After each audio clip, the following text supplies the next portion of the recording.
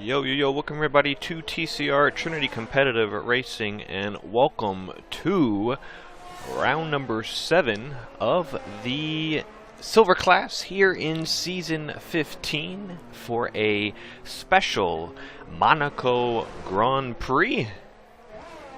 We are riding on board last week's winner at Great Britain of J&B as he puts it on provisional pole for the time being. We are live on both the YouTube and the Twitch, and I encourage you guys to watch on your preferred platform. This is going to be a good one here tonight. It is the Great Monaco Grand Prix, one that is prestigious and one that you would like on your so-called resume. It was back in 1929 that Formula One first had their first Monaco Grand Prix, and was on the schedule for every single season, I believe, up until the pandemic, which they had to miss a few years of it. But ultimately, Monaco's been on the schedule for a long time. It's considered a crown jewel race. It's considered on your what do they call it? The Triple Crown. Winning that Monaco Grand Prix, a lot of motorsport drivers would love to have that win on their belt, and I think some Silver Class drivers here tonight, it will give their first opportunity to get their first Monaco Grand Prix. In TCR's history, we've had our first Monaco Grand Prix back in Season 5, although that's not when we had the Silver Class created. Silver Class first season was Season 8, and that is when our first Monaco Grand Prix was. It was Season 8, and it continued for 5 seasons after that. So Season 8, 9, 10, 11, and 12. We've had a little bit of an off period, and it returns just in time on F1 22 with this next new era of a Formula One car. So these drivers will have an opportunity to go with that. We have a special guest here in the booth, the co-commentary, and I would say that he's a pretty good Monaco specialist driver himself. He's got a few wins, some good overtakes as well. Your Season 10 Golden Class champion and current Platinum Class champion. You'll see him on Thursday. It is Flying Jibbo. Welcome to the booth, and welcome to Monaco. What are we expecting here for this great Grand Prix? Thank you, Freeze. I appreciate the great intro. No, it's really looking up to be a great race. We have some really quick drivers, some really just great drivers here tonight.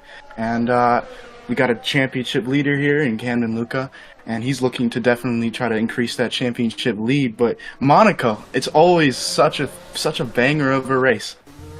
Yeah, I mean, this is really the first, like I said, the first opportunity most of these drivers will really have, because it's been a few seasons. So a lot of new drivers this season, and even if they joined in 13 or 14, they didn't even get an opportunity to showcase their skills here in Monaco. So it will be a difficult race for most. The walls are very close, and I know a famous Formula One character, or I guess I don't know if you, I actually don't know who said it, but maybe you will know, Jippo. They say it's not if you crash in Monaco, it's when you crash in Monaco. Somebody, here's a little F1 quiz. Tell me who said that famous quote. Put it down in the comments below. The name is escaping me for the moment. I think it was one of the older drivers, like Lauda or someone from the 70s or 60s, but I'm not exactly sure. But I know Brundle mentions it a lot on the commentary, but I know it definitely wasn't. I don't think it was him, but I know he says that a lot when we go to Monaco. It's not if you crash; it's when you will crash or hit the wall. The interesting thing I like to see about Monaco is really it likes to bring out the best drivers of the class, and it will really show the best, and it will show the worst, and it will show the people that we could be looking out for, maybe making the jump to golden or platinum in the future if you see a really good performance from them today. Yeah, Yeah, and originally scheduled, this was supposed to be a full qualifying session, although due to the class numbers, there's really no need to be doing full qualifying here in Monaco. If we do have the numbers for gold and in platinum, those classes will have the full qualifying method. Obviously, at Monaco, qualifying is everything. It gets you that pole position, that track position that is truly, needed in this race, and we'll have that either tomorrow and Thursday. We still do have a few seats open, so if you are interested in joining for season 15, there's still a few seats remaining. I know specifically in the silver class. Oh, Carson is out as we were on board going through Casino, and man, that right front tire just popped off the car. And if that was the race, he'd be out. Key thing to remember though, 66.6, really funny number, percent of a safety car in real F1. Now, that could be even more here in TCR. Drivers, of course, can be looking to keep it clean, but as we just saw from Carson, it's really easy to just tap that wall or touch a wall or do anything, and boom, that's your race over. Yeah, I don't think we've had many safety cars in the first few rounds. I know we had one late last week, and which showed some pretty chaos towards the end. A lot of steward tickets.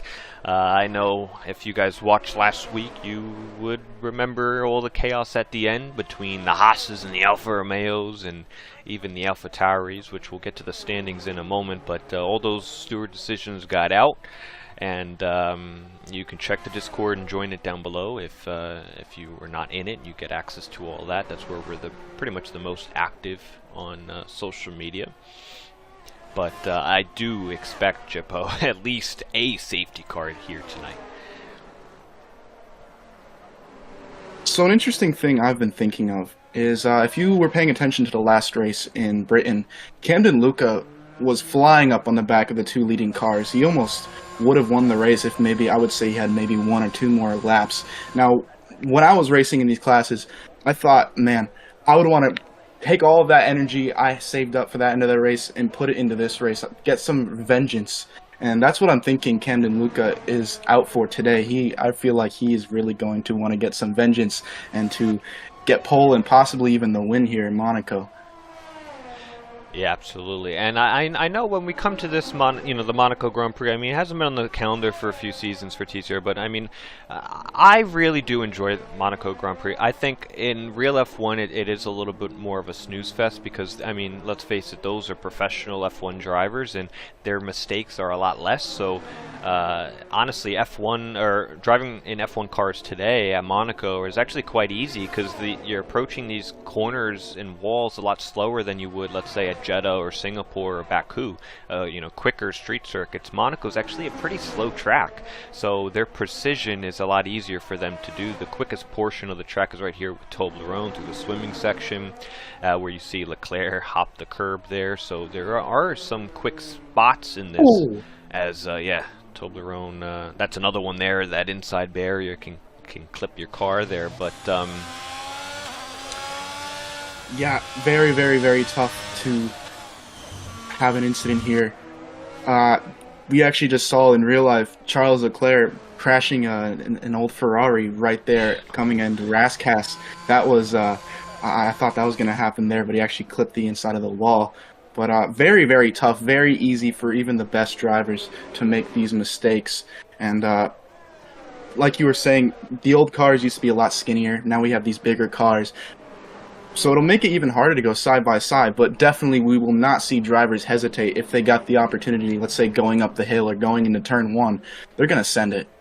Yeah, absolutely. And I think you will see some overtakes here because the difference in speed between maybe the top of the pack towards the middle, towards the bottom will be a little bit bigger than you will have in real F1. So you will see some overtakes. You do have to set your overtakes up quite early on. And if, let's say, you want to make a move in turn one, that really has to start by the penultimate corner. And if it doesn't happen in turn 1, you have all the way up to up the hill around to Casino and to Mirabeau. So there's definitely opportunities, more so in the game than there is in real life. But I think it's a great opportunity for league racers to and drivers in TCR for them to showcase their qualifying.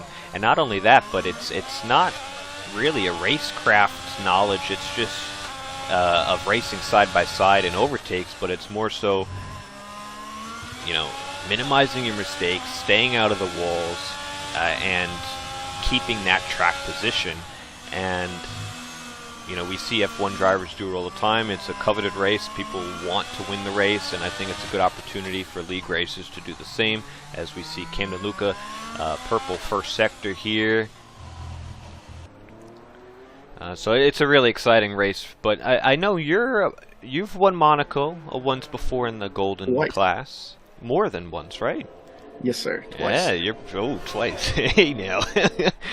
And I could say for sure that absolutely everyone on this grid will want to win this race. And if they've already won it, they want to win it again, because I know I want to go back for my 3rd win in Platinum this week. And there is really nothing quite like winning the Monaco Grand Prix after so many laps of trying to be so pinpoint and avoiding the walls and avoiding the people. You come through across that checkered flag and you're like, wow, this is maybe one of the most satisfying tracks to ever win at in a league race or on the F1 calendar. Here's Camden Luca to the line towards the end of this qualifying session, and he barely misses pole position, just a couple of hundredths down on J and B, and you can see he's really trying to get around this joint to maybe see if he can get another lap in. He might be able to do. It's a short distance lap, and you're able to cut the chicane in qualifying. In TCR, you're allowed to cut portions of the track, so he might be able to still get back into the pits and out in time, but it's going to be close. But yeah, Jippo, what makes this race, what's your most favorite thing about Monaco? Is it a certain corner? What really stands out to you of why you like it so much and why it means so much? I mean, it's sending it. I mean, Monaco is always about, I mean, me personally, I'm an aggressive type driver, so I love sending it. I love, oh my gosh, is there room for that? I want to send it right there. And I've had some really great overtakes and memorable moments doing that here in Monaco. Of course, they're not always going to turn up right, and, you know, there could be some bumping and banging, but that's all what Monaco's about. You know, there's really no room for error, no room for any mistake, as we see El Captain tapping the wall and coming into back. And, but really, it is such a fun track, and there's so many opportunities to just dive it up the inside. And drivers, I really hope they love it as much as I do, because it is such a fantastic circuit. I second that as well. If you can have an overtake here at Monaco in the race as a Capitan, even though he tapped the wall, he was able to get right in P3, right ahead of Toblerone. If you do make an overtake here, it's going to look pretty, let me tell you. It's going to look pretty. I know you had a nice one going up the hill that one year to re-overtake the lead. I think it was on failed UX, I believe. It was. I will never forget that moment. It was. People were talking about that for a while. And that's what got you the win. I think that was in Season 9 in Golden. I think. It might have been Season 8. Or 8, yeah. Yeah, I think it was Season 8. But, Barry, if you are able to pull off an overtake, anything like that, or anything that is just spectacular, you will remember it for a very, very, very long time, because Monaco just seems to create these memorable moments for everyone. Truly a fantastic circuit. Alright, Chabot, it looks like a 2-horse race out in front between pole position, 30 seconds left. Who do you got? Is it J&B's on the lap? Do you think Camden is going to be able to get to the line? It doesn't seem like it. Yeah, I just saw Camden. He had to pull a Nico Rosberg and pull into that pull-off spot, so he's definitely done for this session. J&B still looks like he's on a flyer, so he could even improve his lap. Could maybe we see him getting into the 110s. On the final corner, no name. To the line. And it's gonna be an improvement. Whoa, and woo, well into the 10s. 10.3. Man, he almost skipped it. He almost skipped the 10s and went into the 9s. That was a really good lap by J&B. That will definitely be pole position unless anyone can stop it, but I think everyone is... I don't think anyone else is really in contention for that time. I see F1 Nerd going fast through the third sector. He's on a flyer. We'll see what he can do. Tapping the wall on the exit. Very close. Ooh, a little wide there. Can he... Oh! Losing the rear end. Can't do that. And again! Oh! It could be tire temps as well. If you did not test your setup, guys, and you had higher pressures, it could be some temp issues. Man, looking at that Red Bull on board, it was looking more like riding a bull than an F1 car. But somehow finding a way to keep his car intact and get to the end of the session, that's good. You know what? He was in a Red Bull too. Where's Daniel Ricciardo's cowboy hat when you need it? Yeah! Maybe not at Monaco. I think maybe at Coda, or maybe we'll do it at Las Vegas next game. But hey, it's never too late to be a cowboy. Awesome. So session's over. J&B gets that coveted pole position here for the Monaco Grand Prix. Camden Luca, his championship rival, the championship leader, will line up on the front row. And I'll go through the standings right here, right now. Drivers' Championships as they stand currently is Camden Luca with 132 points, leading it out in front, followed by J&B with 109 points. Carson, who starts in 5th after his wreck out at Casino, he'll be 3rd with 101 points. It's really a 3-horse race for the championship. El Capitan is back and 4th with 70. F1 Nerd has 58 points in 5th. Chabar has 42. Broomhandle, or Formula Jonah rather, 32 points. And remember, in a few races is the All-Star race, and you need to be in the top 5 in the Drivers' Championship to get transferred over to that. So right now it would be Camden, J&B, Carson, Capitan, F1 Nerd. Chabar and Formula Jonah are right on the outside looking in, but it's a good day to get some points because a lot of people could have some problems. Yeah, key thing I'm looking at here is Chabar down in 10th place, 2.2 seconds off the pace. He's up in 6th in the championship at the moment, so definitely a lot more potential there for him. And I'm really key to see the overtakes he can pull off to try to get himself some more points today.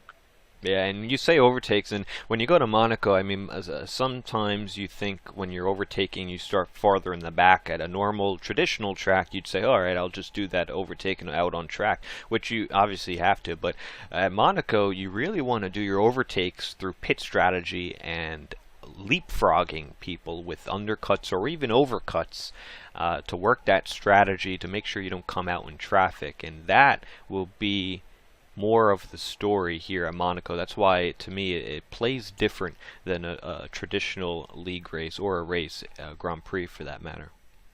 Now, of course, we don't have that tire rule that they removed a couple seasons ago where you have to start on the tires that you used in Q2 or the tires that you just used in qualifying. So we're going to see people mixing up their tires, going on hards or mediums. So we're not going to be, I don't think we're going to see people on softs, but still it's going to be very interesting to see what tires and the pit strategies that people do. Yeah, I mean, this would be a good place to mix it up and try something, because you never know if you catch a safety car, it really could work out for you. But just quickly before we get going here, I'll go through the Constructors' Championships. There was a change at the front for the time being. It's the Haas team of J&B with his win last week at Britain. El Capitan, 179 points to Alfa Romeo's 174. That's Camden and Chabar. So Chabar is going to need to move up, like you said, doing some overtakes either on track or strategy to help get the Alfa Romeo team a little bit more points. Both Haas's starting more towards the front, J&B obviously on pole. And in P3, you still have the team of AlphaTauri's, Carson, Big Toblerone, they're at 120, so a little bit farther back. They're still in contention, definitely round 7 of 15, so plenty of time to come back. So those are really the 3 teams in contention. We do only have 12 drivers, and as I said, if you're interested in joining, you can go to the description down below, go to the website, find out for more information, join our Discord where we're the most active, sign up and get on the grid for next week. Where are we, Jimbo? Let's check it out. Where are we next week? I think France. Oh, all right. France. So we'll Oui, do oui. France next week, and that'll be a fun one. It's also probably going to be the last time we're going to be racing there, because I don't know if many people know, but it's off the schedule for 2024. So this could be the last time we're racing France, or at least for the time being, unless it comes up as a DLC track, which we did get Portimao in China when they weren't really on the original track. So France will be next week. And it could be the last time we're racing it, but nonetheless, a good track there. There's your tires, Jippo. Any surprises?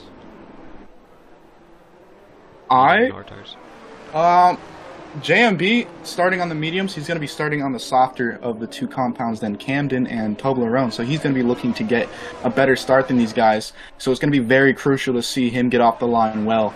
But if Camden or Toblerone are able to get in front of him, then it's going to be a very big headache for JMB on those faster wearing compound of tires. And as we can see, 10th, 11th, 12th, the very back of the grid, all starting on hard. So it looks like people are going to be trying to go very deep into this race.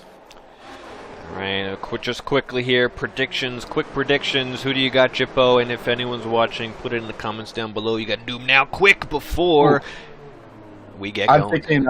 I'm thinking Camden in P1, JMB in P2. I'm thinking the hard strategy is going to be a little better here.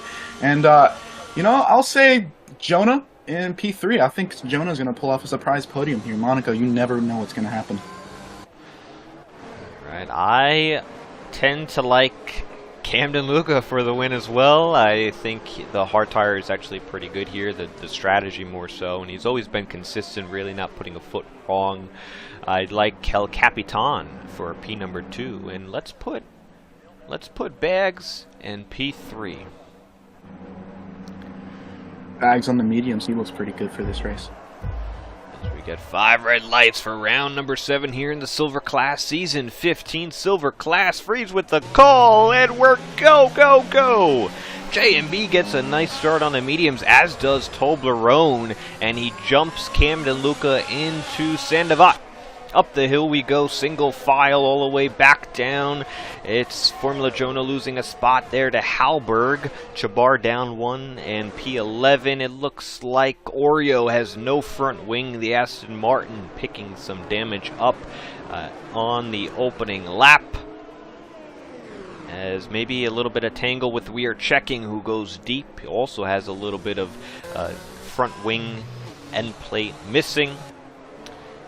But it is single file and lights out and away we go.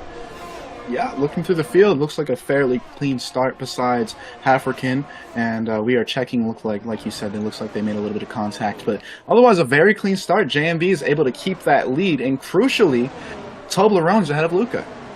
Yeah, and he's on the same strategy as well, so that's definitely good there. Oh, he might have clipped the barrier there. That one's all right to actually hit. It's wheel to wall contact, so you'll be all right there. But you look at the gap already in 1 lap. JMB 2 seconds. Obviously the tire advantage there, but he's in a go time. Yeah, definitely. 2.3 seconds in 2 laps. Yeah, you could say there's tire, but as well, that's just a lot of that's driver. I mean, he's having a great couple of opening laps. Yellow flags, and it looks like Oreo spun trying to go into the pit lane. Both Oreo and We Are Checking into the pits. This is the point in the Grand Prix where you're still heavy fuel load, you're just settling in, you just got out of qualifying, and the heart rate might be up a little bit, and try to get into that nice little rhythm and see how the pace is. So what I'm starting to see is, it looks like Toblerone, Luca, and Carson are starting to pull off into their own little train with Al Captain and the mediums behind. But if these three can kind of just make their own little train, that could be able to help bridge the gap between JMB with that DRS health. But it's already looking kind of desperate with 3.3 seconds already. Setting another fastest lap of 113.5, bringing the gap to about 3.6 seconds. F1 Nerd into the pit lane. Looks like a wing change. He might have clipped the barrier. F1 Nerd down positions at the start. But it's always okay to have a little bit of a gap, because later on there very well could be a safety car. So just stay patient, and I really hope these drivers can get through nice and clean and kind of a really good rest of this race. Yeah. Oh, another yellow. That's And it is. Oreo. Be careful there, Oreo. I think he might have clipped the wall coming into there again. That's very easy to do. The Monaco's actually one of just to add to the uniqueness to it. It's also one of the tracks where it's got the most amount of laps. It's 39 for a 50% race here today. So you're going around this place a lot more times than most places, and just an increased risk of hitting a wall or two. Yeah, just watching, we are checking, almost spun in turn one. Very easy as well with these new cars, these more heavy, I would say, cars on the rear end. Very easy to spin it into some of these corners. So we are seeing drivers as well having to manage a lot more of their rear tires and their rear end rather than just trying to keep it out of the wall. Another wing change. It's Bags on the McLaren. He might have clipped the wall again. New wing change for him, but he's still moving. That brings up Chabar into P8 on those hard tires. Jonah gaining some positions as well. And I've been in some crazy Monaco Grand Prix. It's really one you just got to stick in there, especially with the amount of laps there is. You never know how many DNFs there will be. So, you know, it's a good opportunity if you're consistent and you keep clean. You could get some good points.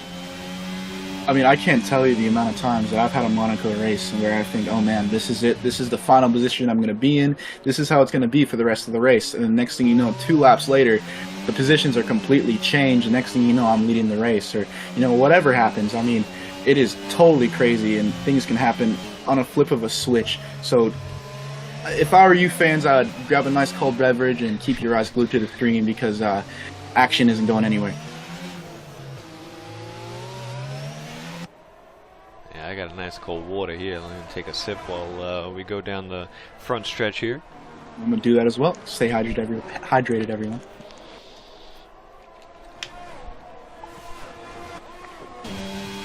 Man, that's good. Now, we are running daytime here today. Golden class tomorrow will be, like I said, it should be full qualifying, and also daytime if we have the numbers to run full qualifying. Thursday for Platinum class will be run at nighttime. It'll be a night Grand Prix at Monaco, also running full qualifying if we have the numbers to do so.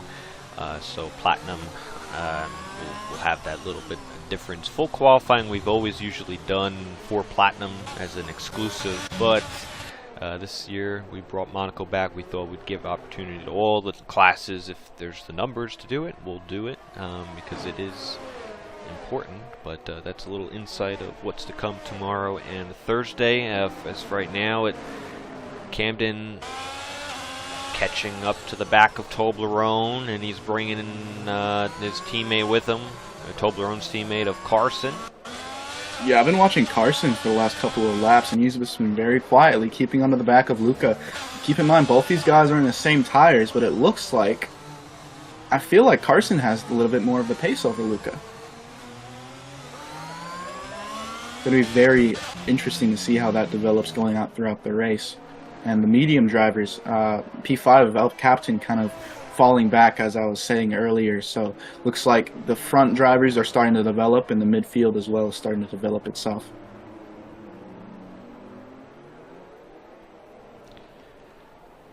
Now, if this does stay green, I mean, J&B's running at a nice rate here, getting that nice gap out in front, 7.5 seconds. If he continues to put in some nice laps, I mean, I don't know. I mean, those medium tires could go a decent amount if he keeps the pace up. I know when you pit, it takes it's a pretty long pit delta. He's definitely would come out probably. You'd like, oh, Toblerone spins it. And gets front wing damage as well. Drivers coming through, looks like they're able to get through safely. Is he going to pit this lap? I would assume, yeah. I think he had some. No, he stays out. No, and a little front left damage there, but I think it'll be enough to just keep circling around. I had the little helicopter view. I didn't really see him spin, but it was right out of the swimming pool chicane, and that's unfortunate for him. He's had that issue throughout this season, those little spins in the first stint. We have another yellow. This is going to be Oreo. Yeah. Car's coming through. Got to watch out.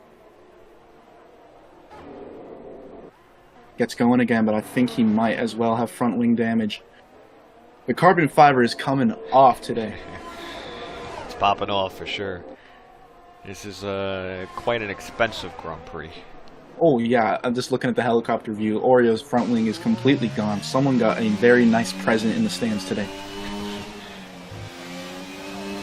I hope he signs it. It'll boost it up in value. I would love an Oreo half African signature, especially on a broken carbon plated front wing. And the Aston of all cars. I mean, the Aston is great. Absolutely. And he's I might be biased this season, me driving in it, but I'd definitely take some Aston Martin. I need to get some merch. I'm not biased at all. Ooh, couple speeding in the pit lanes. Monaco's also another unique pit lane here as well. I mean, because when you come into the pits, it's hard to measure what speed you're at, because you don't really get that indication of what miles per hour, kilometers you are reaching and approaching it. You just kind of go in there guessing. So you have to kind of do that more by feel. Make sure you don't just throw it in there. But also coming out of the pits is weird too, because they throw you right onto the straightaway, and in real F1 they have the light that signals to the other drivers going past that, hey, a car's coming out. You can't go all the way to the right side of the track because you'll go right into the car. So it is pretty unique pit entrance and exit. Kind of to say, while that was going on, Oreo decided to pull an Austin Powers coming in the sector 1, was stuck sideways for about maybe 10 seconds as cars were going through. Very lucky that ghosting is an option, but Oreo really struggling. Looks like he's a minute and 3 seconds off the pace. But, it's not really, I mean, I think it'll be good if he finishes. If he can finish this race, that'd be very nice for Oreo, as he comes flying across the chicane and gets another 3-second penalty. And a nice almost overtake was Chabar. He's really putting pressure on Formula Jonah. He was looking through Rascasse in the final corner to see if he could get through. He's really pressuring Jonah. This is the closest battle here. We'll go on board with the Alfa Romeo. He gets a poor exit as the Ferrari. Does he look down the inside? No, we have a yellow. It's going to be Oreo's first one out. I think he did it in the pit lane. He did do it in the pit. I think we're all good there.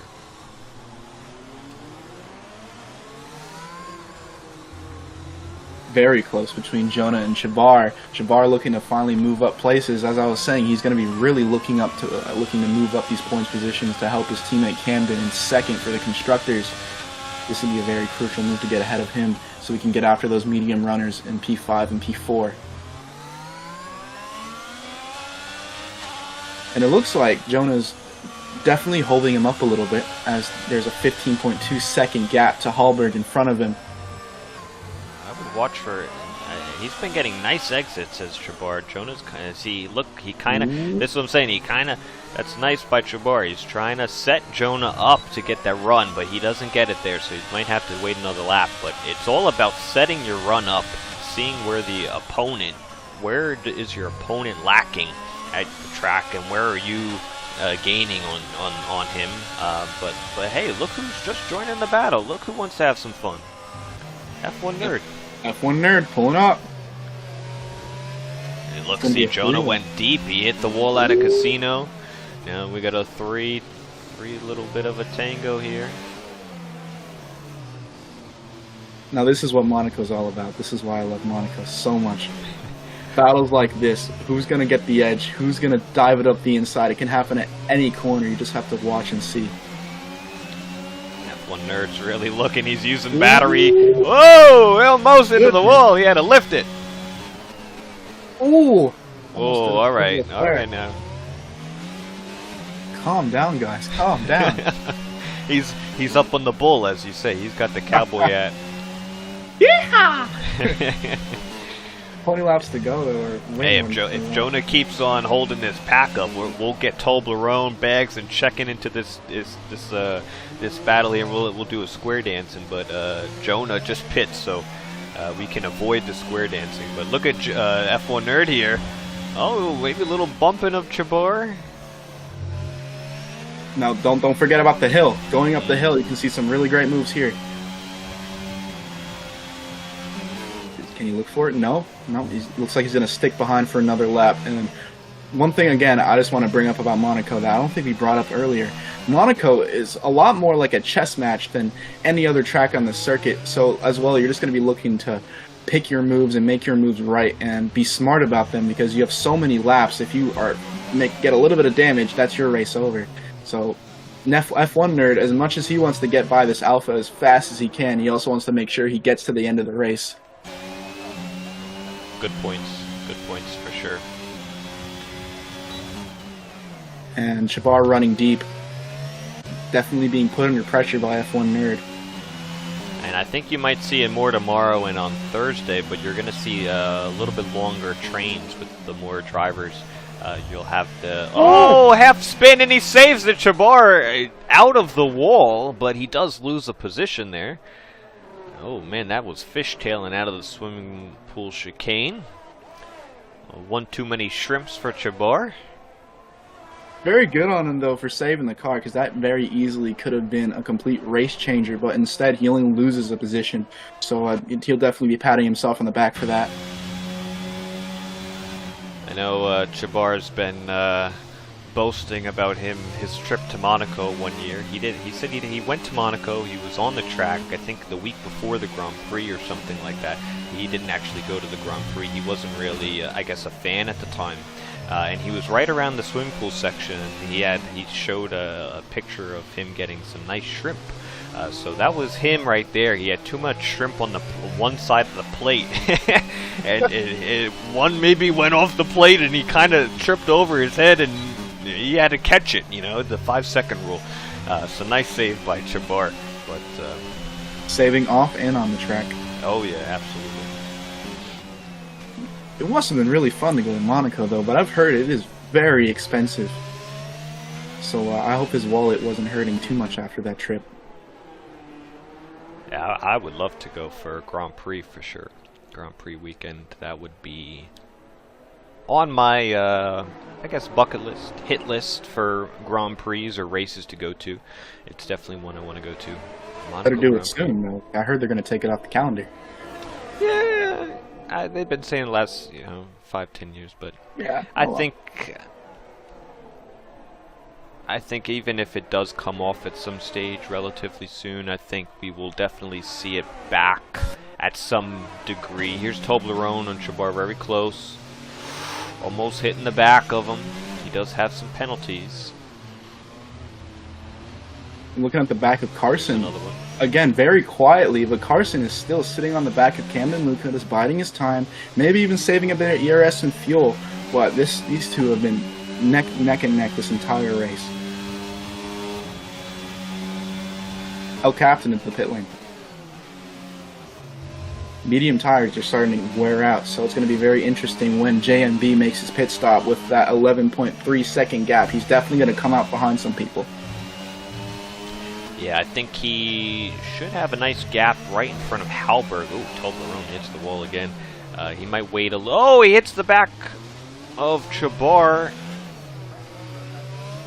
And it's still going good. That's what you kind of have to do here in Monaco. I know they use it in NASCAR. One bump is to tell them, hey, I'm here. Second is to get moving. And the third is, We all know what the third is. We know what the third is. I might have done the third a few times in my day. We're all victims of the third. And if you do it good enough at Monaco, you could do it with still a front wing. Because you're at a much lower speeds than other tracks. Toblerone, I don't think he found that advice because from what I see, his front right end plate has found itself somewhere along the side of the track. Absolutely. Yeah, a few drivers here are ping-pong Ping pong. Ping pong. It's racing, not ping pong. This would be if they had a nice ping pong machine. Not ping pong. What's the other not pinball. What's the one when you put it in the machine you sling back the little the red bar and you sort of I played a game called Peggle when I was a kid. I don't know if that's the same. What's Shout out to Peggle. you put it in the slot and you get the red. There's like a red little lever or something, and you kind of pull it and you let it go, and it springs the ball up into the chute, and it brings it down. And you got to use the red flappers on the side. And you gotta hit the ball when it comes down. You know what I mean? I don't think that's is that pinball? That might be pinball. It might be pinball. Let me do. I'm not. Pinball. Is it pinball machine? I think it's pinball, not ping. Yeah, pinball. Okay. Pinball. All right. Yeah, pinball machine. If we had a Monaco pinball machine, that would be a really cool track. A cool machine. You put it in there and out of the bing, bing, bing. You know, a lot of people actually, I think I've heard that they like to collect those. You know, there's a big group of people that like to collect old vintage and, you know, cool pinball machines. So that would definitely go for some money. Maybe like a pinball for each decade of cars that has raced around Monaco. Who knows? That'd be cool. People are going to profit off There's our ideas. probably one out there. If you guys look it up, there's probably a Monaco or Formula One, maybe even a pinball machine that has a whole bunch of different. If not, Jippo, let's go. We'll split it 50-50. Yeah. Let's create something, and let's get this out to the masses. You know, that'll help us go watch a Monaco Grand Prix if we can make that a success. Oh, absolutely. If we sell enough, I think we could. We can pull a classic Kimi Räikkönen and sit on a yacht watching the race. I'd love an ice cream. Maybe a few beers. They're always nice. JMV still not pitting. I wonder what those tires are looking like. Probably screaming at him, telling him, JMV, take me off. But he's still going 16 laps into the race and 12 seconds, still pulling a gap. Yeah, he's really having a nice race here. I mean, recently he's been able to manage the leads in the races quite nicely when he qualifies good, and he's been able to settle in, hit the lap times he needs to, and he's really closing this championship, and he keeps doing this, he'll be the leader quite soon if he starts winning these races. Last week, and Camden is still Mr. Consistency. He's been on the podium every single race this season. I think only driver to do so. I know that for a fact. So that is why he's a championship leader. He also has a lot of wins up earlier on in the season, winning the first 3. But these are the 3 championship rivals: J&B, Camden, and Carson. And then their teammates are all here tonight. Capitan, Chabar, and Toblerone for the constructors. As J&B, the race leader, is into the pit lane. Make sure we have the tires. Don't pull a Red Bull. Looks like Haas is very quick and speedy. Gets him out there. And he's on to the medium yellow set of... Is that? No. Sorry. Hard tires. White, yeah. The white wall hard tires. And you did say Speedy, and speaking of Speedy Gunner, I want to mention, just so if anyone is aware, he had another incident last week. It was submitted to the stewards. He actually got a pretty hefty penalty, and I don't think we'll be seeing him for the rest of this season. Not due to that incident being major, but the accumulation of penalties pretty much for going back as far as last season and even into this season. The penalty point system that we have in TCR, we've never actually had to use it. If you get to 10 penalty points, I believe is a race ban and a reevaluation, and Speedy was even way above that. So unfortunately there wasn't much improvement there on his half. We do have some standard of racing, and we do help cushion the drivers, make sure they get to a certain point. As Camden Luca is into the pits off the hard tires, but Yeah, that is just to mention that there. Someone says in the comments they're going to the Monaco Grand Prix this year. Harrison Dusky. Wow. Hey, good for you, man. Have fun. Or Dusky. Sorry if I'm pronouncing it wrong. That sounds awesome, and Monaco is always such a good race to go see. Even if it's not really as action-packed as it can be in these league races, it's still amazing to go see. So I hope you have a great time. Dusky or Dusky, however you say it, have a great time, my friend. But get something some shrimp. to... Get some shrimp. And, yes, the famous Monaco shrimp. Something to watch. Carson, it is definitely hammer time, you could say, for him, because Camden made his pit stop. Now Carson is about to make his. So very crucial to see if he can set a good lap here and maybe get ahead of Camden, who is now on a fresh set of medium tires. I was very surprised that Camden pit. I have no idea why he would either. He started on the hard tire to go the distance into the Grand Prix, and he didn't even go. You know, he's going to put more laps on the medium tire than he will on the hard. I guess he really opts for this medium tire, but he's going to be struggling toward the end of this Grand Prix with the medium tire, I do believe. You know, maybe what he's thinking is that he doesn't want to be in that DRS battle with Carson, so maybe he's thinking, okay, there could be a safety car. Maybe he's rolling the dice a little bit, trying to pull off a strategic gamble, but hey, it very well could work out for him. He's going to be on these much fresher tires. Maybe he can pull a gap and do something, but Carson continues to stay out, continues to lead this race, and crucially, JMB is behind him, so if JMB catches up to him, he might hold JMB up a little bit. Yes, that's a good point as well, and I think Carson knows that too. I think Carson sees the race, the net race leader, and he might want to have a little, little say in this race and how this goes. If Carson could be the leading up until he really does need to pit, then if a safety car does come out, then yeah, he could pit, put some, whatever tire he wants on. Then it would be up to JMB if he wants to stay out, get the track position, and go to the end, or does he want to follow in and lose the track position, possibly, or put those tires on. So that's definitely a possibility, and it's getting close. 1.5 seconds now. Yeah, another interesting difference I'd like to add on between Monaco and other tracks. Feels like we've been doing this all day, but goodness me. Who is this? Toblerone went for another spin. He's still moving. Oh my rejoins, goodness me! And Bags is out. Wow. That was interesting there, because I don't know. I think he was confused with Toblerone. He spun, and then he didn't know if he was ghosted or not. I don't know. I think he might have became unghosted, and Bags, I don't know if was trying to avoid the car or couldn't slow it down. He didn't really know what happened, but yeah, Crucially, Bags that's is not a safety out. car. Yeah, interesting too. Yeah, no safety car either with that. I would have thought that would have been. Either way, going back to what I was saying, compared to different tracks, Monaco, if you get stuck behind someone, it is not their duty to let you by, and they will lose so much more time behind you than other tracks. So if Carson can just stick ahead of JMB, he is not obligated to let him by whatever in any way. Toblerone retired as well in the pit lane, surprisingly.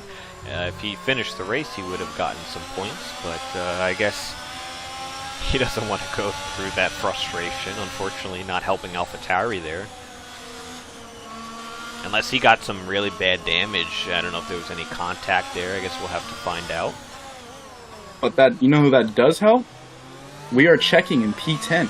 1 minute and 13 seconds off the pace, yet he's going to be in P9 effectively once he's able to pass the Toblerone on track. So always, never DNF out of Monaco, because there's always a big chance of points, and that's definitely going to help the Mercedes team. Here comes JMB on to Carson. He's going to look down the inside into Nouvelle Chicane. He has the inside line. There's a little bit of contact, and once there's contact, they kind of yielded to one another. Luckily not to hit anyone out. Very smart driving by the two of them. You needed really two to tango there. It really took both of them to not crash out. As Carson pitted, so that could have been a little tip of the cap and say, hey, we might have came together, but you know what? I'm going to get out of your way. I'm going to pit and work with my strategy. If he really wanted to, Carson could have stayed out and made that miserable for J&B. But Carson's going to come in now. He'll come out seconds behind Camden Luca, but he will have a couple fresher lap tires than Camden, maybe towards the end of this Grand Prix. Yeah, very fresh tires compared to Camden, and now we could possibly see Camden's strategic call maybe coming back to bite him a little bit, but we still got plenty of laps to go, so plenty of reason to keep your head high, and if I was Camden, just keep your head down and try to keep that gap as big as I can, because if the safety car comes out, he needs to pounce on that.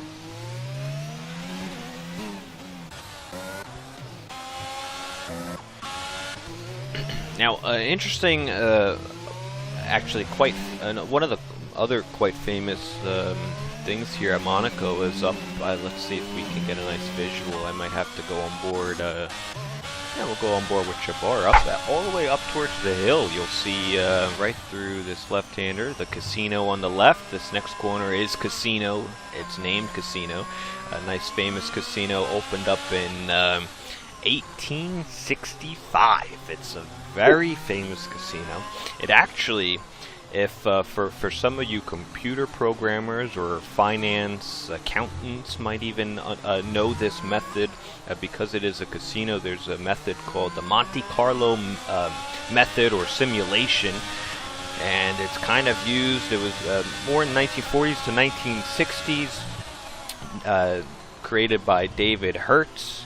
It's really used for different programmers, people in finance, for projecting stuff for the future. People use it in like more corporate finance, analyzing something in, I guess, the future outcome when there's a random variable, where there's a formula based, but you really don't have a pure answer because there's a random variable to it, and that's kind of what casino simulation can kind of dictate. So a little bit of history there, that actually came from that casino there by that David Hertz, and in the Monte Carlo casino up in Monaco. That is really cool.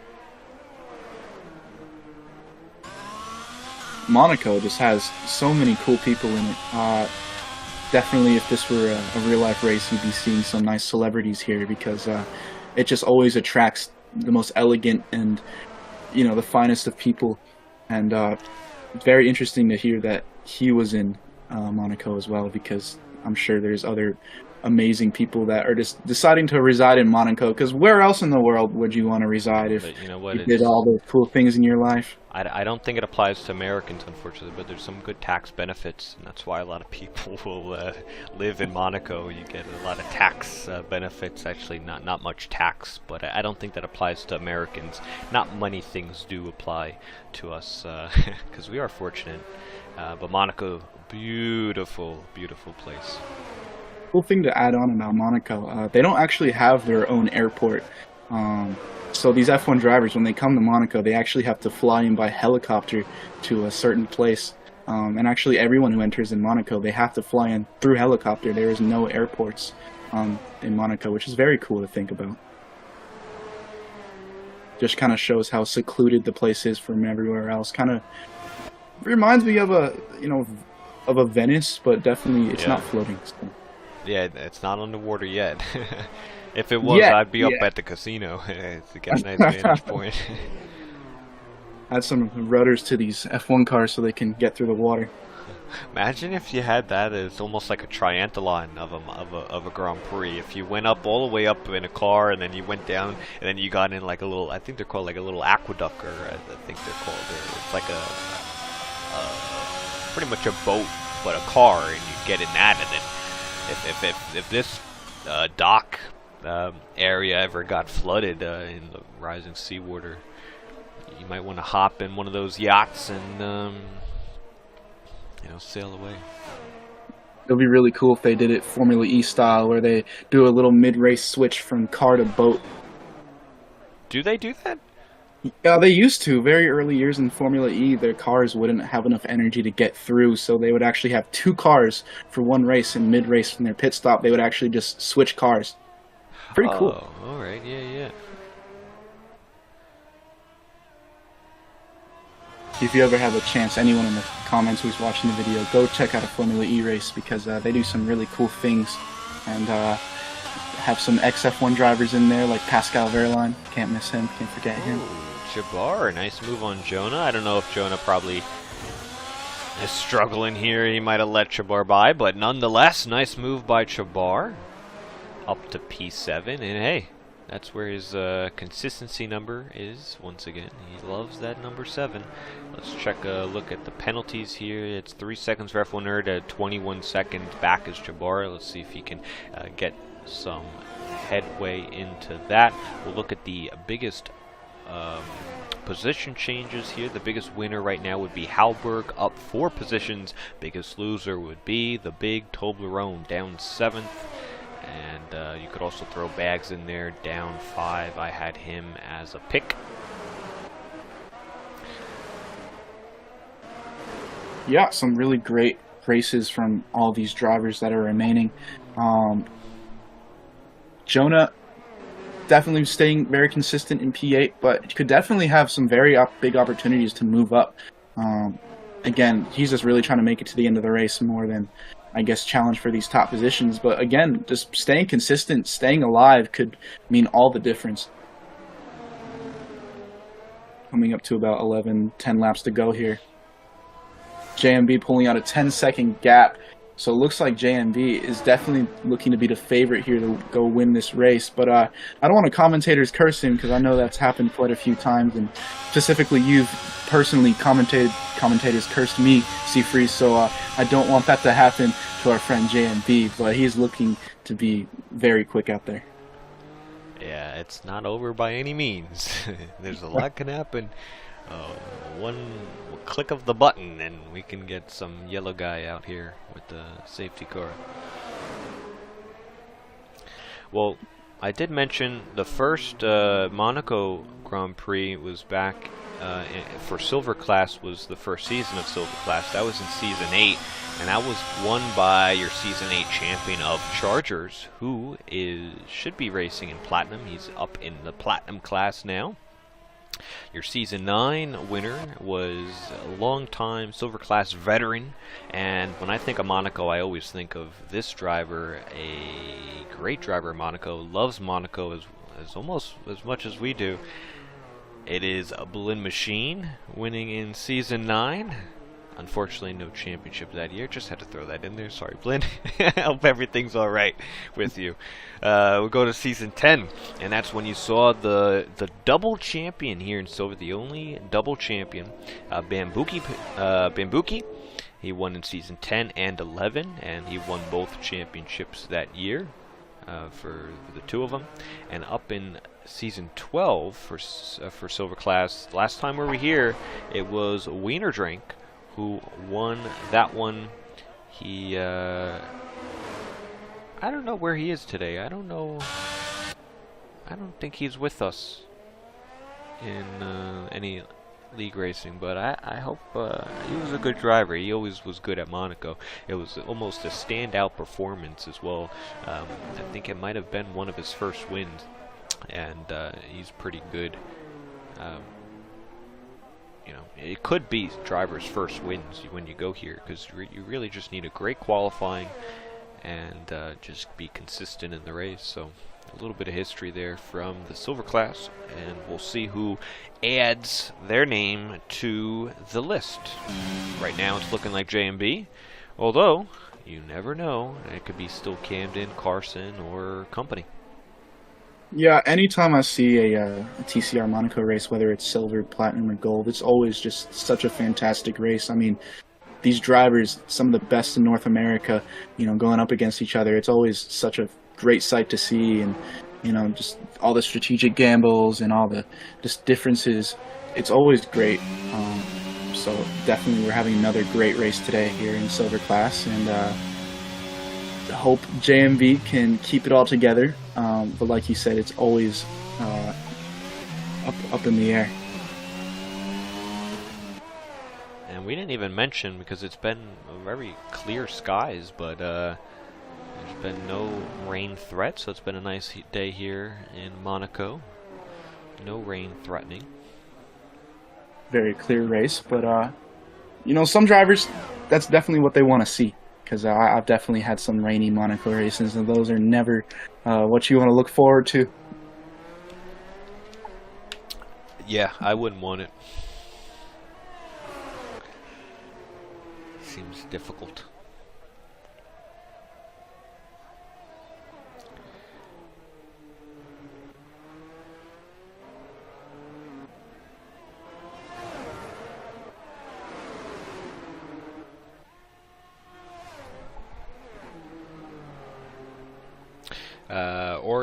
I think that's Oreo, because of the profile picture in the YouTube. It says, what was the pole time? Sorry if this was a little bit late, but it was a 10.3, I do believe, by J&B. He had it by a pretty good margin, although I know Camden wasn't able to get that last run in late. He kind of went out a little earlier than what you really do want in qualifying. Could have, compromised him a little bit with some track evolution or going out at the proper time, but it was J&B who got the pole position. He had a good start. He started on the medium tire, and the two behind him were on the hard, so that it really allowed him to have not much pressure from behind. He was able to open the gap up, and it's been green since for all of it, and it's quite surprising because we did have at least one DNF on track of Bags and Tamirabo. Toblerone and Oreo were done in the pit lane. One thing I do like to point out, I always like to point this out actually, JMB, he's just had such a clean and consistent race. And really, when you look at or try to look for drivers that stick out, drivers that, oh man, he could go win a TCR championship one day, JMB is that exact driver that stands out to you. I mean, this entire race, he's done nothing but drive consistently and cleanly. I haven't seen him tap a wall or have any incidents. The closest we saw, I think, was that overtake on Carson where he did the very smart thing and both of them very wisely backed out of it. So a very clean race, driving, like I would say, a champion. But you were saying earlier, he's still in the hunt for the championship, and he's definitely maybe not had the best results earlier this season, but still very well in it. And a result like this, you definitely cannot mask. It is what a race he's having. Yeah, it really does show who knows what they're doing. I know J&B is on the wheel, so that does help here when you're in Monaco. Camden is on the controller, although that's not, to say that an excuse or anything. No excuses. But, no excuse, but it definitely does help when you're on the wheel. But I think this is kind of turn of the tide here in Silver, because we started this the season, first 3 wins went to Camden straight out the bat. J&B had some DNF issues and some inconsistency, although he's really quite new to league racing. He's also really young. He's learning all the time, but he's very quick. And we've seen a nice middle stint of the season, winning at Britain. He's looking good today. So it's going good, and when you have the gap like you do here now in Monaco, the rest is kind of, I wouldn't say easy because it's never easy, but the race kind of slows down for you a little bit. Everything that you're doing kind of just comes natural, and when you have a big gap like this, I mean, this is just a nice Sunday drive. In this case, a Tuesday drive, and I want to thank everyone for tuning in here. Supporting the Silver class. If you haven't done so already, hit the like button down below, share it out, tell everybody that TCR is just about to finish here in Silver class. We got the Golden class tomorrow, and Thursday for the Platinum class for their Monaco Grand Prix. Next week we're at France. Again, a little reminder, a few races between rounds 10 and 11, we have the All-Star race, in which you would want to be in the top 5 of the Drivers' Championship, and so that's a little incentive to get towards the top 5, to try to get transferred into that, so that's a fun All-Star race there. Didn't I see there was going to be like a wild card thing as well for that? So there's five drivers from each class get transferred over, and then yes, there's some wild card entrants for either veterans or champions that didn't quite make it. They kind of get a pass and a slide, or it's also a good opportunity for returning drivers that aren't full time that want to come in and to participate in it. It's a fun event. If you're not signed up, there's no entry fee for the All-Star race, so it's just a fun event. It's one of my favorites, and it's just a nice race to have every driver, you know, the top of the top from each class on the same grid at the same time, and you know, it's kind of the future and the present of TCR all on track, right? So it's always nice to see that each season since we started a few seasons back. I actually have some good memories from the TCR All-Star race very early on. Definitely wasn't winning like I did in Golden class, but came into the All-Star race, and I think I finished 10th. Shout out to Xandermar. I don't know if he's still here, but I had some really good battles with Xandermar, and that race really showed me that, hey, I can be racing with these top guys in Platinum. I have the potential to do this, and it really gave me some motivation to make the push to where now I am in Platinum. So definitely can see some younger drivers or some lower drivers try to make their marks with the big guys, and it's going to be really interesting to see that this year. Yeah, Xandemar is a long-time veteran of TCR. He hasn't raced in a while, but it was fun when he did. I know he's on the more of the iRacing side of things, but a pretty good driver there. And we'll just see a bunch of all the good drivers, and like I said, all the drivers who really want to make their marks and show everyone that this is where they belong in TCR. And we could see people like JMV battling with the people in Platinum, and you know, see where he really stacks up. And that's what I really love about the All-Star race. It just mixes all three classes in, and it makes it for such good racing. Now the closest battle on track here is as we come down to the final few laps of the race. It's going to be Camden, who, remember, he pitted a little bit earlier than Carson. Now Carson has that tire advantage. He's starting to reel him in. We have a comment here from Sir Charles, who always knows his TCR history. He mentions that with a podium by Camden today would be the all-time silver class leader in podiums, and I do believe that is off of Blinn Machine or yourself. I would have to say, I don't know who has it. I would say Blinn Machine maybe has the lead, but you could find all those stats on the TCR's website. They're not updated every race, but after each season, so you just have to kind of go in and add, I guess, the current season stats to it, and we have all of that there, so Cam DeLuca could do that. I know he's only a few wins away. I think only like 2 from tying it, and maybe 3 from breaking it. But, yeah, it's some pretty good history there. Yeah, it's really cool to see as the seasons go on, just the history that becomes made in TCR. I mean, it feels me personally, with the amount of time I've spent in TCR, it feels great to have these records mentioned, and you know, it just shows another difference in why TCR is the best, I would say, league in North America. I mean, we just do it so much better, and yeah. Well said. And I know this game has been, as we're on the penultimate lap here, man, the time is flying, Jimbo. We're having fun. I really enjoyed the conversation, and I really enjoyed you joining me here tonight. It's been a lot of fun. It's not over yet, but hopefully we'll do it again sometime sooner rather than later. Yeah, absolutely. I mean, I've really enjoyed my time here today, and looking over these drivers. Like I said, last week I watched the stream, just, you know, as the people who are watching this video are, and saw, hey, this is a really good race going on. I want to commentate over this next week. And you can do that if you're watching this race. You like commentating, you can do that. You can join us and commentate just like we are and have some fun. Because, man, we have some really fun races that are coming up. Almost. Carson had a nice run on Camden out of the tunnel there. Camden kind of covered it off nicely. I don't expect a difference in position, but we'll stick with this till the end, up until J&B crosses the line.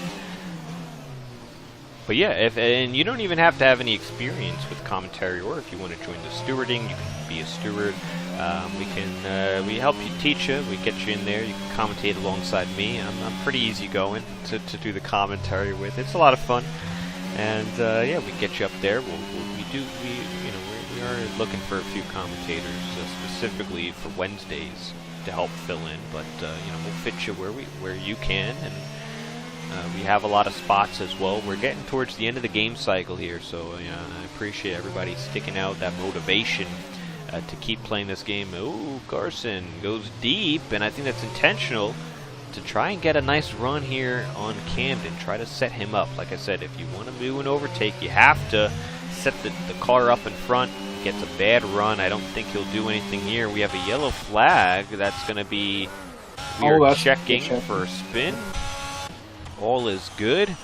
And we have a few more corners left for the pole sitter here today.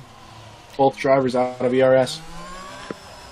So J&B goes through no name, final corner to the line. It's the pole sitter J&B to win the Monaco Grand Prix. Add his name to the list. He goes back to back. And a little belly to belly. J&B is your race winner tonight, as Camden will be the all-time silver class leaders and podiums thanks to Sir Charles. I have to cite him properly. Camden gets second. Carson will be third. He had a nice effort at the end, but I think he might have half spun it out of the final corner. El Capitan, a nice fourth place if he can hold it. He does have Halberg about a second and a half behind. I think no position change there. F1 Nerd in 6th. Jabbar loves his 7th. Jonah in 8th. And we are checking in 9th. 9 finishers here today. Yeah, a really great race from everyone. Like I was saying earlier, J&B, what a race from him. I just have to bring it up again because I really saw no mistakes from him. He drove a brilliant race, and he really deserves to be on that top step of the podium, I would say. Can't forget about Camden and Carson, though. Those guys had such a good battle throughout the race, and really interesting to see who was going to come out on top. But again, it was Camden Luca, the championship leader, coming out on top, so that's nice to see.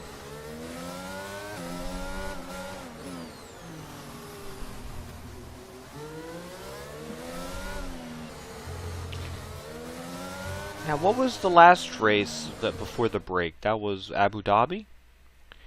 Now, I don't remember who won in silver. That wasn't J&B, was it? Did he win 3 in a row? I think he did. Wow. Well, if that's so, then again, just really showing his consistency now and showing him just his consistency throughout the year. I mean, yeah, sometimes people can't go off to a good start, but it really doesn't matter what happens in the beginning as long as you have a good end and a good middle stint, and that's what JMB's doing, and really showing himself to be a challenger for this championship. Yeah, he won 3 in a row, so yeah, that is nice. So after Camden started the season with 3 races in a row, wins, it is now J&B who gets himself a turkey. 3 in a row. It's not shrimp? No, well, I mean, I guess I know on bowling it's a turkey, but I guess if you're bowling in Monaco, we can say we'll give you the shrimp. We'll make that exception. We can swap turkey for shrimp. Nice, yeah. I know Shabar would like that. Anyway, so nice race here. Carson was able to get the fastest lap in the end, so he does get an extra point there. As we go to the post-race interviews, let's see if I have everybody. If anybody has any questions, leave them down in the comments below. I got the same people added because they're here every week. It's the same people. So they should be able to join. If anyone has any questions, leave them in the comments down below, and I will be sure to ask. Question of U.S. Open Wheel says, what happened to Speedy? Yeah, I don't know if you've heard, but I mentioned a little bit earlier, he received a season ban for this season because he accumulated a little too many penalty points for numerous amount of incidents. There wasn't much improvement on the track to where the racecraft improved. It's unfortunate to see that, but at the end of the day, we want clean and competitive racing, and drivers and ultimately shouldn't be getting into incidents every single race, or it seemed like it at least. So unfortunate for him, but there's still an opportunity for him to get better, improve himself a little bit better, and he could still rejoin next season. It's not a permanent thing. But definitely not what you want, and we've never really done that before, but so it's unfortunate. I never really liked to do that, and it wasn't solely my call. It was actually the stewards who gave it to him, so I guess they were tired of looking at incidents too each week, but in all seriousness, that's what happened. We'll see if these drivers are joining here. Let's see.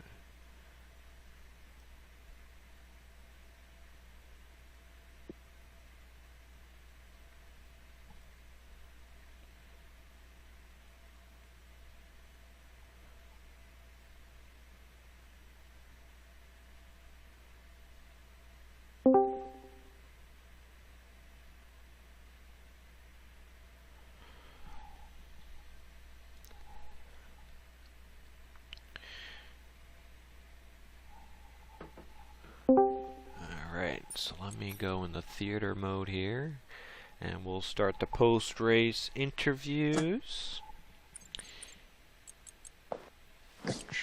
Theater. Nope.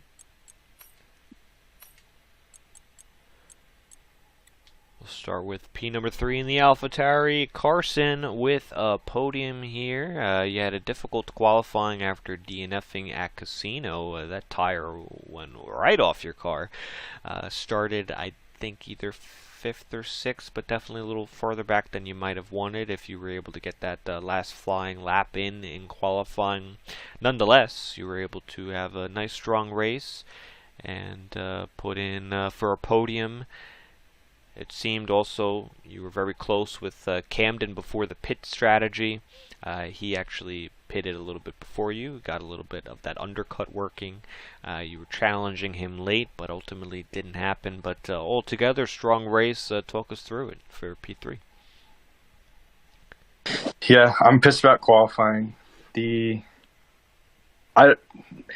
way it DNF'd me was questionable, we'll say. I was a very slight brush, and I saw people in qualifying just after that smacking walls, not even getting wing damage, but I definitely could have got P2 for sure with my practice time I was doing earlier. So that was a bummer.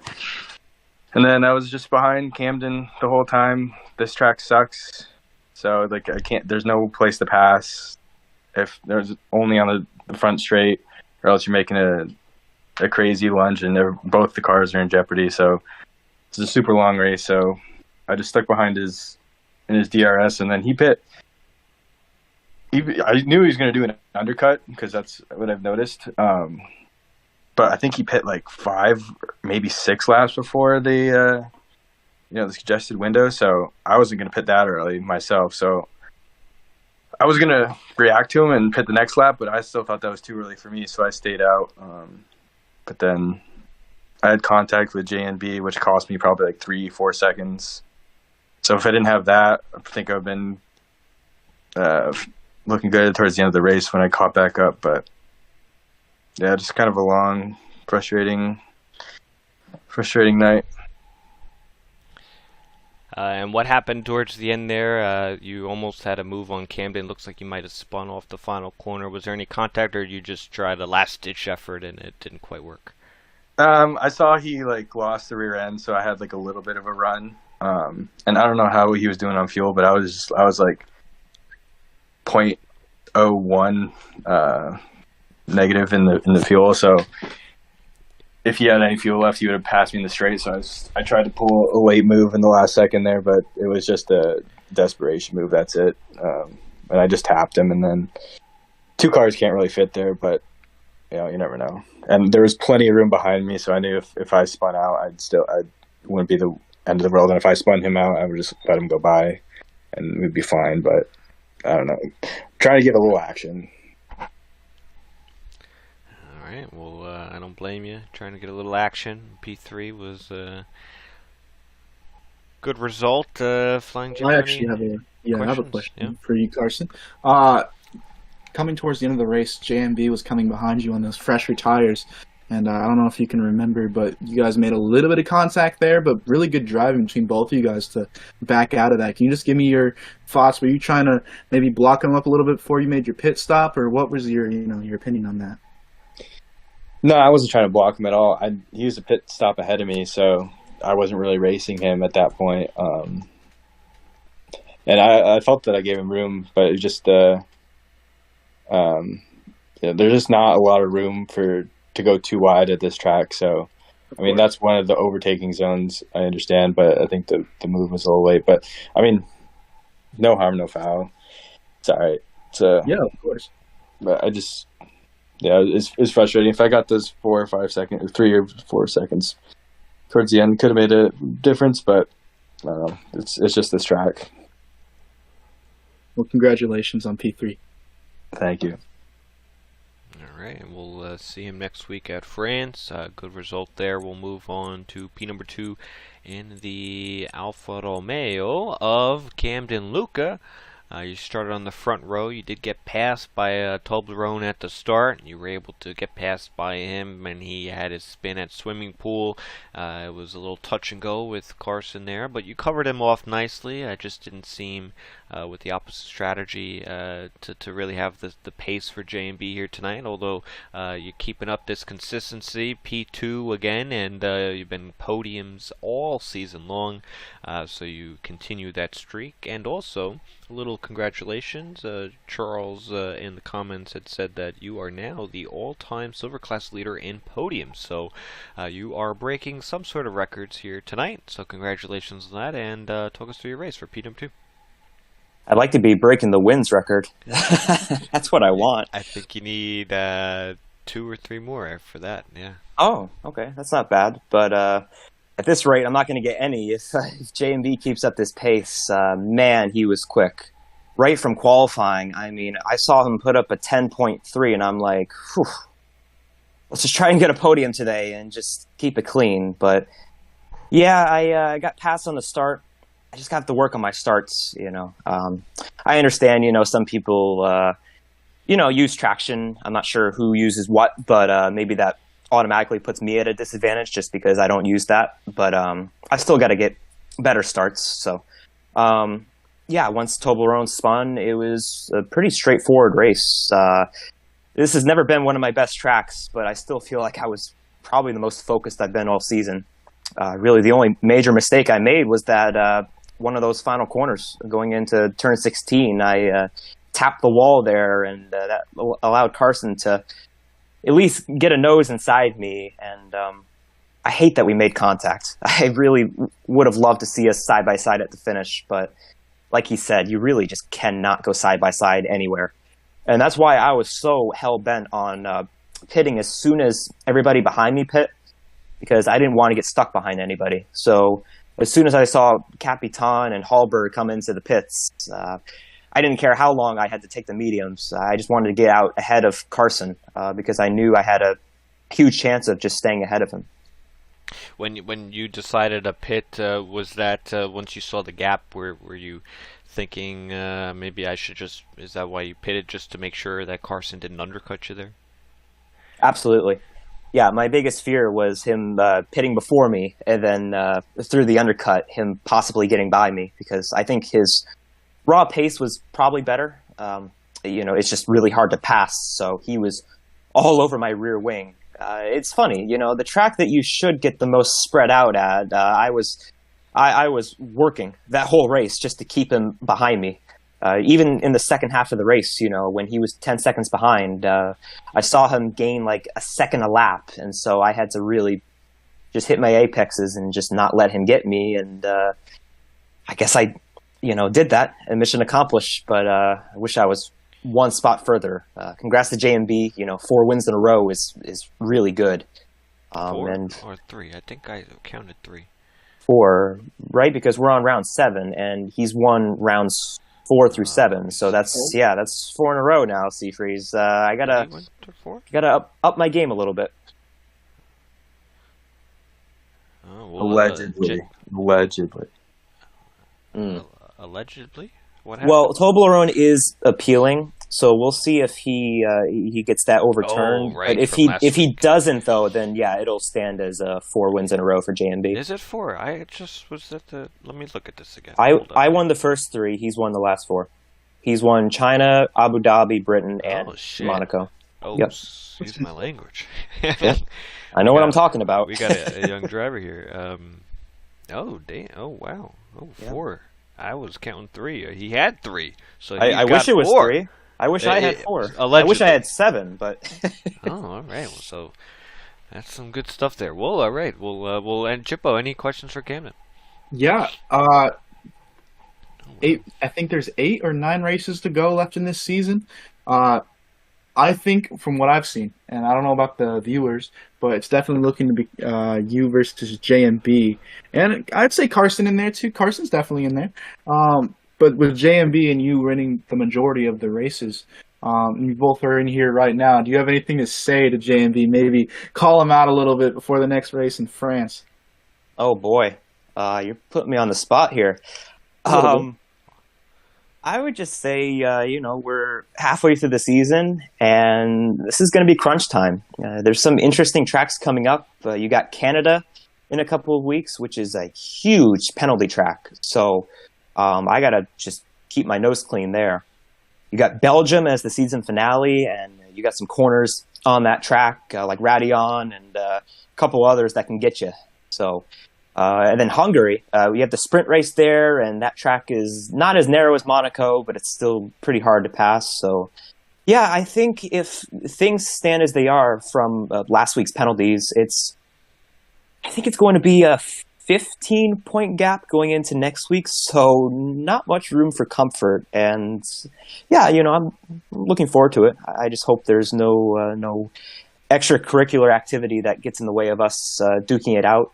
Just because, we've been, like you said, we've kind of been the 2 winners this season. We've been the only 2 winners, actually, unless if JMB gets penalized and Carson wins Britain. But, yeah, it'll be fun, and I just hope we have a good, clean fight to the finish.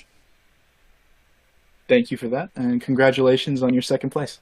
Yeah, thanks, man. All right, and we'll go to the Haas. And your pole sitter, and excuse me, I made a mistake. This could be allegedly 4 in a row for the Haas. So you're really hitting your strides here. And I gotta, you know what? I kind of have to apologize. I haven't been picking you in my for my pre-race predictions. I've kind of been, skipping over you recently. But man, at the beginning of the season, there was a few little mistakes of consistency, and that's kind of why I wasn't really picking you. You were a new driver, young. Maybe I didn't know really what you had, but man, I blinked my eyes a few times, a few races, and now, man, almost 4 in a row. You're hitting your strides, like I said, and you're really putting those good races in and controlling the gaps, but behind everybody. And I think you're doing really well, so good job on that. Talk us through what happened and how you feel with this win. I feel really good about this one. This is one of my favorite tracks and one of my fastest tracks. I'm so happy you said that. Me and Jippo, we're loving it, the Monaco Grand Prix. Usually people who win it love Monaco. I think that's good to say. Yeah, it feels good on winning on pole finally. The first 3 times I got pole, I just made a lot of mistakes, got unlucky, but now I've been putting in all that hard work, and it paid off. Were there any moments throughout the race? I know you started on those medium tires. How was the gap at the front? Were you really pushing? Because, man, you had that gap up to about 12 seconds by the time you pitted from your competitors behind you. Yeah, I was trying to push the whole race so I can try to get a big enough gap.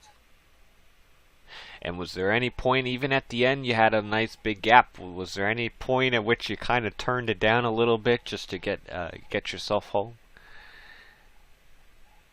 Yeah, towards the end of the race on lap 35, I made like a little bit of mistake to get wing damage on my right end plate, and then that whole right end plate was kind of half gone. I was kind of struggling on the first sector to turn, but all the other parts of the track I was fine at.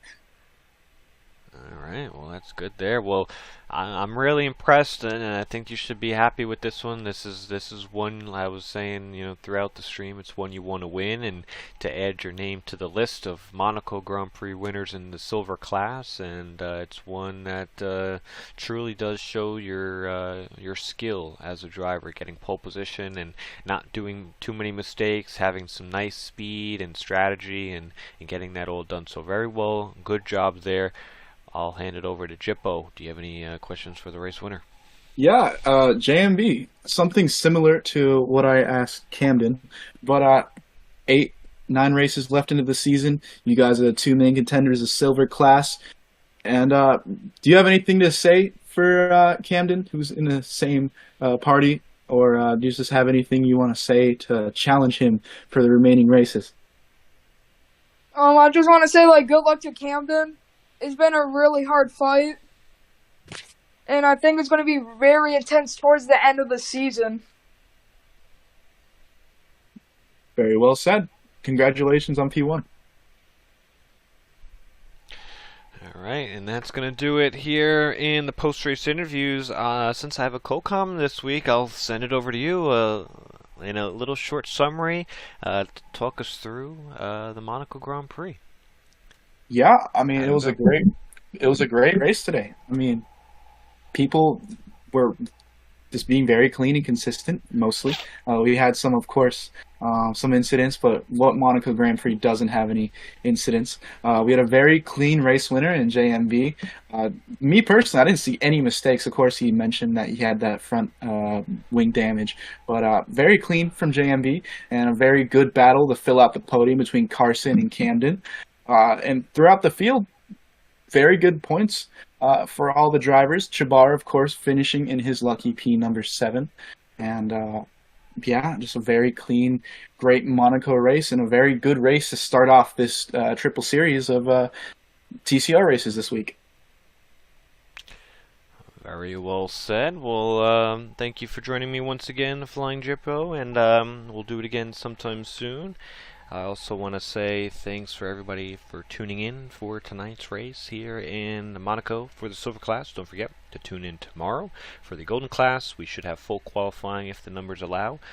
Full qualifying for platinum on Thursday, and that'll be a night race for the top class here in TCR. Next week we are at France. Check the description for more information on how you can join, and definitely follow us on all social medias at Trinity Racing, and we're definitely the most active in our Discord. You can join there, get access to points, standings, results, stewards, decisions, and everything TCR. But once again, thank you all for watching here tonight. It's been Jippo to myself, Seafreeze, and everyone else back at TCR. Thank you for watching, and we'll see you then. Have a good night, everybody.